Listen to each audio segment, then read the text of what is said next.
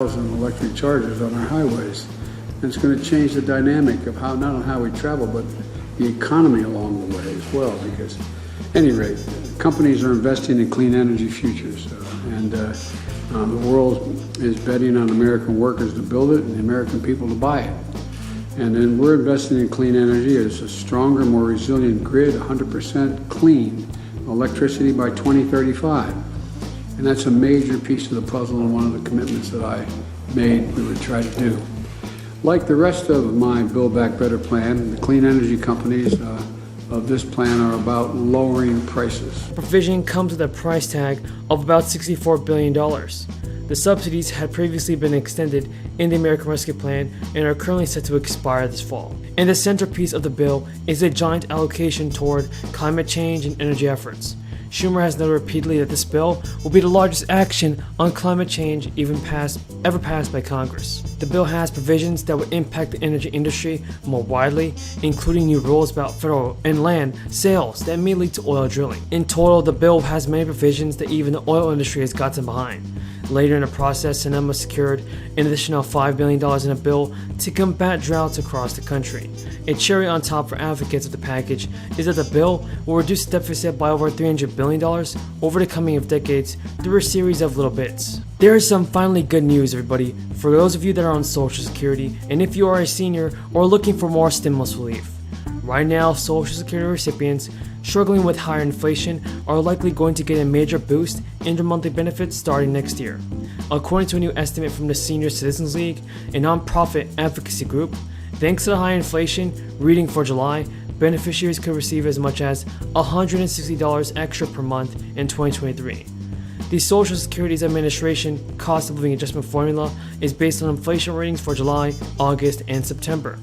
Even if inflation peaked in July, the readings for the next 2 months are still likely going to be significantly higher than in the years past, given that consumer prices have remained at 40-year highs for most of 2022. And Mary Johnson, an analyst at the Senior Citizens League, said she is currently projecting an annual adjustment of 9.6%, which would be the biggest boost to Social Security benefits since '81. Johnson told reporters that's really phenomenal. Effectively, no one receiving Social Security at the moment will have received a COLA this high. A 9.6% adjustment would compare with an increase of 5% last year, which equated to a monthly average earnings bump of $92 a month. Johnson also said people on fixed incomes have been among those impacted most by the 40-year high inflation, which means benefit payments have not kept pace with rising prices this year. As an example, the Senior Citizens League estimates that, based on the inflation rate through July 1st, a $1,600 monthly Social Security benefit is about $58 less than it should be per month on average. And for most beneficiaries, the coming increase will still fall short of what recipients need to catch up with price increases on food and other consumer goods. Already, 37% of participants surveyed by the Senior Citizens League said they received low-income assistance in 2021. That is more than double the 16% who were receiving basic need assistance before the crisis. That's what this is all about. It's about reducing family energy bills while protecting the grid from extreme weather and making power more reliable. And it's also about jobs. No one knows it better than all of you around this table. The investments are going to support the creation of hundreds of thousands of good-paying jobs all across the country, and how it flows from this, what you're all about to do, God willing.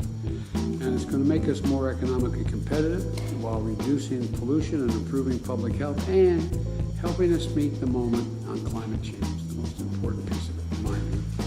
These investments are about today, and they're also about the future. And we can do it without increasing the deficit or raising taxes on anyone making less than $400,000 a year. And 17 Nobel laureates spontaneously, in economics, spontaneously wrote to me, telling me that they believed that this would ease long-term inflation. And so CEOs know exactly why clean energy future matters. It's an incredible opportunity for our country, and they know how urgent it is to get this done. And they've been key partners throughout this entire process. And so I'm grateful for their input, and I look forward to getting a full report from my team on the ideas discussed today. But with your permission, I'd like to stick around a little bit and maybe ask a few questions. And again, I can't tell you how, back up.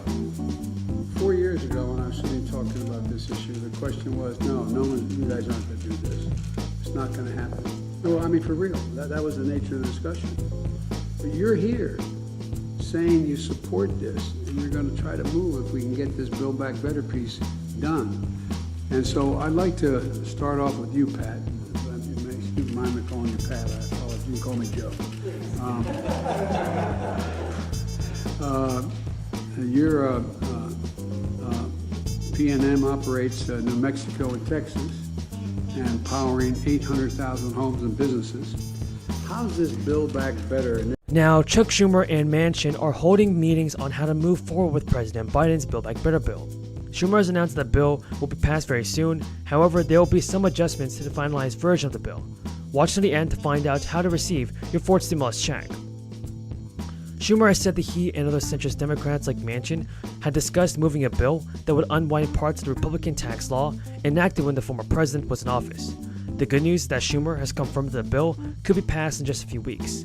The goal is to ease inflation, which is badly hurting economies, and President Biden's approval ratings. Democrats are eyeing a fast-track budget process that would bypass the need for 60 votes in the Senate necessary to overcome a Republican filibuster. Schumer told reporters today, "Look, reconciliation is very, very important, and I met with Manchin this morning. Our meetings were both preliminary and good, and we're going to continue to keep talking." Schumer added to reporters, "If you want to get rid of inflation, the only way to do it is to undo a lot of the former president's tax cuts and raise rates. No Republican is ever going to do that. So the only way to get rid of inflation is through reconciliation." Manchin of West Virginia, who played a key role in stalling the Democrats' sweeping spending bill, cited concerns about its impact on national debt and deficit.